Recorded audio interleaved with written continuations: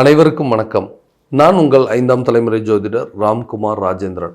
நம்ம இன்னைக்கு பார்க்க போகிற தலைப்பு, தனுசு ராசி அன்பர்களுக்கு உங்களுடைய ராசிக்கு 3ஆம் இடமான கும்ப ராசியில் பஞ்ச கிரகங்களுடைய கூட்டு சேர்க்கை, பஞ்ச கிரக யோகம் என்று அழைக்கக்கூடியது. அதாவது 5 கிரகங்களுடைய கூட்டு சேர்க்கை, சூரியன், சுக்கிரன், புதன், செவ்வாய் மற்றும் ராகு ஆகிய 5 கிரகங்களுடைய இணைவுகளானது 21/2/2026 முதல் 2/3/2026 வரை நடைபெறவிருக்குங்க.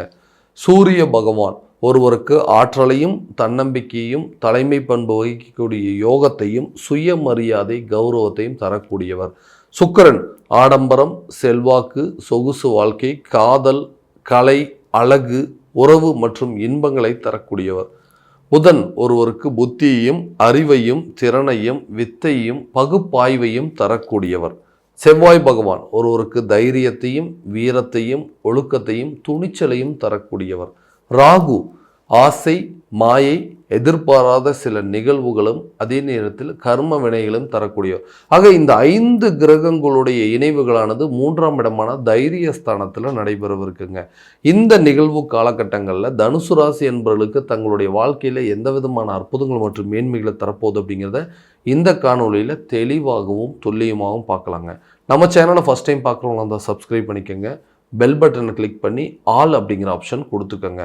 தனுசு ராசி அன்பர்கள் குரு பகவானை அதிபதியாக கொண்டவர்கள், வைராகிய குணம் படைத்தவர்கள், துணிச்சல் மிக்கவர்கள் அப்படின்னே சொல்லலாங்க. பிடிவாத தன்மை அப்படிங்கிறது இருக்கும். ஒரு விஷயத்தை முடிவு பண்ணிட்டாங்க, அதை எப்படியாவது செஞ்சாகணும் அப்படின்னு நினைக்கிறவங்க. எந்த சூழலையும் தன்னுடைய ரகசியத்தை பாதுகாக்கக்கூடிய தன்மை அப்படிங்கிறது கொஞ்சம் குறைவு தான். எல்லாத்துக்கிட்டையுமே சகஜமாக பழகக்கூடிய நபர்கள், யார் என்ன கேட்டாலும் அப்படியே சொல்லிடுறதுங்க. எல்லா விஷயத்தையும் நம்பி அவங்கக்கிட்ட சொல்லிடுறது. கடைசியில் அது மூலமாக நிறைய பாதிப்புகள். ஸோ நம்பி ஏமாந்தது மட்டும்தான் மிச்சங்க. யாருக்கும் கெடுதல் செய்யக்கூடாதுன்னு நினைக்கிறவங்க, ஆனால் தனக்கு மட்டும் ஏன் தன்னை சுற்றி இருக்கிறவங்க இவ்வளோ கெடுதல் பண்ணுறாங்க, தன்னுடைய ரகசியத்தை தெரிஞ்சுக்கிட்டு அது மூலமே அவங்கள பாதிப்புக்குள்ளாக்குறது, அதையவே அவங்க வீக்னஸாக மாற்றக்கூடிய அளவுக்கு சூழ்நிலைகள் இருக்குது. எல்லாத்தையும் நம்பி சொல்லிடுறாங்க, அதுவே அவங்களுக்கு மிகப்பெரிய பிரச்சனையாக உருவாகிருங்க. ஸோ இந்த காலகட்டங்களில் எல்லாமே நல்லபடியாக தான் பண்ணிகிட்ருக்கேன், ஆனால் என்னோடய லைஃப்பில் நான் நினச்சபடி எதுவுமே நடக்கலைங்க. எல்லாமே எனக்கு எதிராகவே நடந்துகிட்ருக்கு. நான் ஆசைப்பட்டது எதுவுமே எனக்கு கிடைக்கவே இல்லை. இந்த அளவுக்கு பாதிப்புகள் இருக்கிறதுக்கு காரணம் என்னங்க? ஒரு காலத்தில் ஏழச்சனிகள் நடந்துட்டு இருந்தது, ஒரு விதத்தில் அதுவும் தான் காரணமாக, இல்லை முடிஞ்சதுக்கு அப்புறமா இன்னும் அப்படியே இருக்கே இதுவாக காரணமானு சொல்லி யோசித்து இன்றைக்கி எதையுமே அடுத்த அடி எடுத்து வைக்க முடியாத அளவுக்கு சூழ்நிலைகள், எடுத்து வைக்கக்கூடிய ஒவ்வொரு அடியிலும் தடைகள், ஒரு படி ஏறினா 4 படி சறுக்கிற அளவுக்கு சில சூழ்நிலைகள், பாதிப்புகள் அப்படிங்கிறது உருவாயிருச்சு. இந்த நிலையிலேருந்து எப்போ தான் வெளியே வருவோம் அப்படின்னு யோசிச்சுட்டு இருக்கக்கூடிய இந்த ராசி அன்பர்களுக்கு இந்த பஞ்சகிரக யோக காலகட்டங்கள் வாழ்க்கையில் நிறைய மாற்றத்தை கொடுக்க போகுது. வேலை ரீதியாக ரொம்ப கஷ்டப்பட்டு உழைக்கிறேங்க, ஆனால் அடுத்த லெவலுக்கு என்னால் மூவ் பண்ண முடியல. எனக்கு பின்னாடி இருக்கிறவங்களாம் அப்படியே அடுத்தடுத்த லெவலுக்கு போயிட்டு அவங்க பெரிய போஸ்டிங்கு, பெரிய ப்ரொமோஷன் எல்லாம் கிடைக்கிது. ஆனால் என்னுடைய திறமைகளை மட்டுமே, என்னோட உழைப்பை மட்டுமே உறிஞ்சி எடுத்துகிட்டு இருக்காங்களே தவிர எனக்கு உண்டான வாய்ப்புகள், எனக்கு உண்டான ஒரு ப்ரொமோஷனோ ஒரு சேலரி இன்க்ரிமெண்ட் அப்படிங்கிறதுல எதுவுமே இல்லைங்க. கடைசி வரைக்கும் அதே இடத்துல தான் இருக்கேன். எனக்குன்னு ஒரு வாய்ப்பு அமையாதான்னு எதிர்நோக்கிட்டு இருக்கிறவங்களுக்கு கண்டிப்பாக உங்களுடைய வேலையில் புதிய பொறுப்புகள் உங்களை தேடி வருங்க. சம்பள உயர்வுடன் கூடிய ஒரு ப்ரொமோஷன் அப்படிங்கிறது கட்டாயமாக உங்களுக்கு கிடைக்க போதுங்க. வெளியூர் வெளிநாடு சார்ந்த வேலை ரீதியாக, அதாவது நம்ம கொஞ்ச நாளைக்கு வெளிநாட்டில் போய் வேலை பார்த்துட்டு வந்தோம் அப்படின்னா நம்மளுடைய திறமைக்கு கண்டிப்பாக நல்லபடியாக ஏர்ன் பண்ணிட்டு வரலாம். ஆனால் அதுக்குண்டான முயற்சிகள் எல்லாத்தையும் பண்ணுற எதுவுமே எனக்கு செட் ஆகவே மாட்டேங்குதுங்க. வேலை சரியான விதத்தில் அமைய மாட்டேங்குது. வெளிநாடு சார்ந்த யோகங்கள் அப்படிங்கிறது கிடைக்கலன்னு எதிர்பார்த்துட்டு இருக்கிறவங்களுக்கு கண்டிப்பாக வெளியூர் அல்லது வெளிநாடு சார்ந்த வேலை வாய்ப்புகள் அப்படிங்கிறது உங்களை தேடி வருங்க. ஒரு இடத்துலேருந்து இன்னொரு இடத்துக்கு டிரான்ஸ்ஃபர் ட்ரை பண்ணிட்டு இருக்கிறவங்களுக்கு கூட இது ஒரு நல்ல வாய்ப்பு. புதிய வேலை வாய்ப்பு உங்களுக்கு தேடி வருங்க. வேலை விஷயத்தில் வேற ஒரு கம்பெனிக்கு மாறணும், வேற ஒரு இடத்துக்கு மாறணும், இதை விட பெட்டர் ஆப்பர்ச்சுனிட்டி கிடைக்கும் அப்படின்னு எதிர்பார்க்குறவங்களுக்கு கண்டிப்பாக கூடிய விரைவில் ஒரு நல்ல வாய்ப்புகள் அப்படிங்கிறது கிடைக்கும். ஏன்னா நிறைய வாய்ப்புகள் இருக்குங்க. ஸோ அதை ட்ரை பண்ணிவிட்டு நம்ம இந்த இடத்துலேருந்து அந்த இடத்துக்கு மூவ் பண்ணும்போது இருக்கிற வேலையை தொலைச்சிருவோமோ அப்படிங்கிற ஒரு பயம் இருந்துகிட்டே இருக்குது. அந்த பயம் அப்படிங்கிறது மாறும். கூடிய சீக்கிரத்தில் இன்னொரு கம்பெனிக்கு மாறி போகும்போது உங்களுடைய லெவல் அப்படிங்கிறது கண்டிப்பாக உயரக்கூடிய தன்மை, இது ஒரு கரெக்டான காலகட்டம் அப்படின்னு சொல்லாங்க. தொழில் ரீதியாக தொழிலில் நிறைய நுணுக்கங்களை, நிறைய விஷயங்களை கற்றுக்கணும் அப்படின்னு நினச்சி அந்த தொழிலில் சரியான விதத்தில் கொண்டு போகணும் அப்படிங்கும்போது அந்த தொழில் ரீதியாக நிறைய தடைகள் அப்படிங்கிறது வருதுங்க.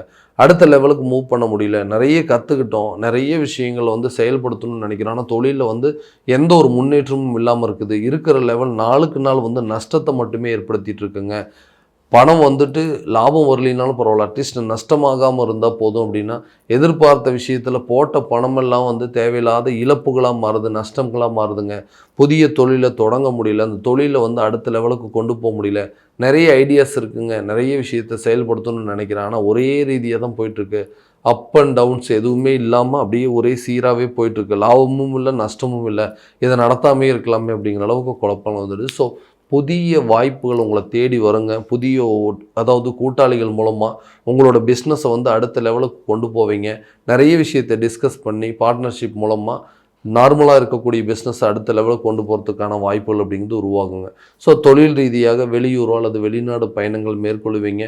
உங்களுடைய வியாபார வர்த்தகத்தை வெளிநாடு சார்ந்த அளவுக்கு உங்களுடைய முன்னேற்றம் அப்படிங்கிறது கண்டிப்பாக இருக்க போதுங்க. குழந்தை இல்லாத நபர்களுக்கு குழந்தை பாக்கியம் இந்த காலகட்டங்களில் கண்டிப்பாக ஏற்படுங்க. ஒரு சில ட்ரீட்மெண்ட் எடுக்கிறதுக்கு பயந்துட்டு இருப்போம். ஓகே, இந்த ட்ரீட்மெண்ட் எடுத்தால் கண்டிப்பாக இந்த குழந்தை பாக்கியம் வருமா, ஸோ இந்த ட்ரீட்மெண்ட் எடுத்தால் இந்த சர்ஜரி பண்ணால் இந்த பாக்கியம் வருமா அப்படிங்கிற அளவுக்கு வாய்ப்புகள் இருந்தாலும் அதை சரியான விதத்தில் செய்ய முடியல. ஒரு பயமும் பதட்டமும் இருந்துகிட்டு இருக்குது. இதனால் குழந்தை பாக்கியம் அப்படிங்கிறது தள்ளி போயிட்டே இருக்குங்க.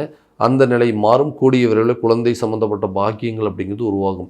திருமணம் ஆகாத நபர்களுக்கு கூட இந்த காலகட்டங்களில் திருமணம் சம்மந்தப்பட்ட அமைப்புகள் அப்படிங்கிறது இருக்குங்க. ஏன்னா இந்த திருமணம் அப்படிங்கிற ஒரு விஷயத்தினால நிறைய காரியங்கள் எனக்கு தள்ளி போயிட்டுருக்கு. இதுதான் என்னுடைய மெயின் ஒரு ஒரு ஒரு தடை அப்படின்னே சொல்லலாம். ஏன்னா வீட்டில் எல்லாமே பார்த்துட்டு இருக்காங்க. ஓகே, நல்ல வேலை இருக்குது, நல்ல தொழில் பண்ணிகிட்ருக்காரு, வீடு வாசல் எல்லாமே இருக்குது. ஆனால் அந்த திருமணம் அப்படிங்கிற ஒரு விஷயத்தினால மற்றவங்க மத்தியில் நமக்கு ஒரு நல்ல அந்தஸ்தை உருவாக்க முடியல. திருமண தடைகள் அப்படிங்கிறது பெரிய அளவில் பாதிப்புகளாக இருக்குது.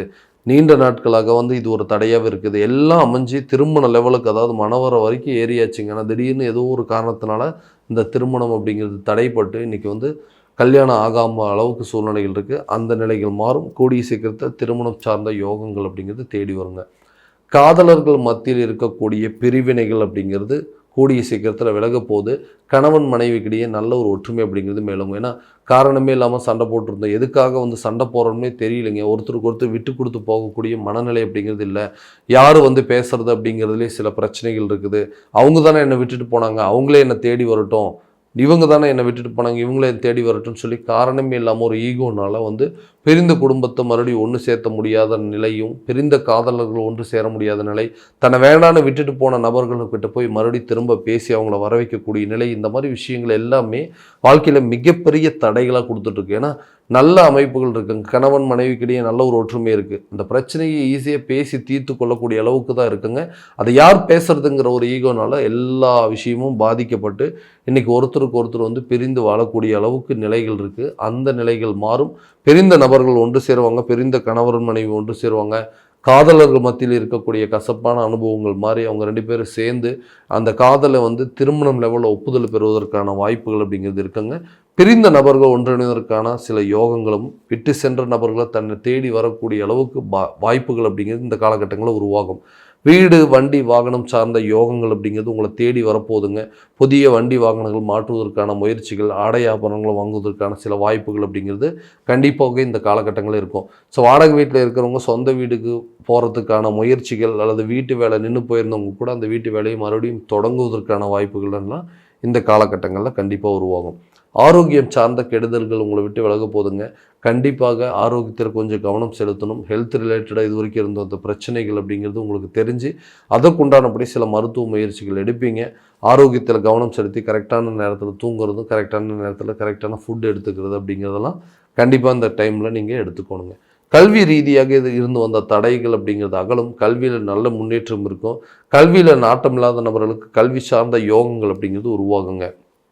அரசு சம்மந்தப்பட்ட துறையில் எக்ஸாம் எழுதிட்டு இருக்கிறவங்களுக்கு இந்த காலகட்டங்களில் கவர்மெண்ட் ஜாப் கிடைப்பதற்கான வாய்ப்புகள் அப்படிங்கிறது இருக்குங்க. ஆரோக்கியத்தில், அதாவது கல்வி சம்மந்தப்பட்ட சில தடைகள், ஞாபக மறதிகள், மந்த நிலைகள், வீண் விரயங்கள் அப்படிங்கிறதெல்லாம் கண்டிப்பாக உங்களை விட்டு விலக போகுது.